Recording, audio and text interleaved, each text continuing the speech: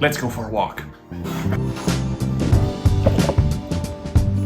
So about a month ago, I was working from home when I got a phone call from my boss. And that in and of itself wasn't that weird of a thing. For the past like 6 or 7 months, I've been working for a booking agency. And my job was basically to create videos as advertisement for these different comedy shows and talks that we would set up. And since a lot of my job was to edit videos, I would often work from home, which meant I would often get calls from my boss to check in on how things were going. But as you might have guessed, this call was a bit different.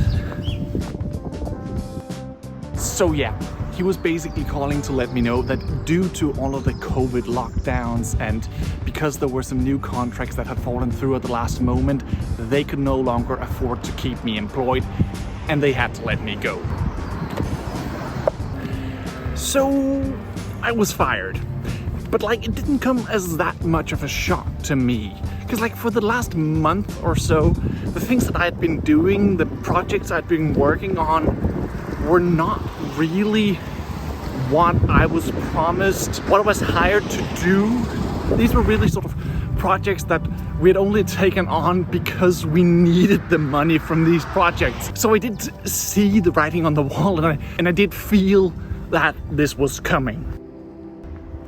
To be honest, I'd kind of been sensing this for a long time and I myself wasn't really happy with the work we were doing. I mean, what we put out was fine, it was good. We definitely put all our energy into it, but it wasn't what I was hired to do. So I had sort of been thinking about looking for a new job. But I gotta say, even though I sort of saw this coming and I was ready for something new, being fired sucks. This actually wasn't even my first time being fired from a job. The first time I was fired, I was actually working at an electronics store. Not this exact one, but one just like it. And I was working in the data section of the store, as they called it. The section where they sold computers and iPads and that sort of stuff. And since electronic stores don't make that much money from selling, like, say, an iPad, our primary job was to sell insurance or software or to get people to pay us to set up their new device. And I wasn't really comfortable with selling these things because these were services that I wouldn't normally buy myself. So I couldn't honestly tell people that this was a good thing to buy because it just wasn't. And because I didn't want to sell people something they didn't technically need, I ended up getting fired because I was basically too nice. That was literally what they said to me when they fired me. I think the worst part about getting fired is the uncertainty.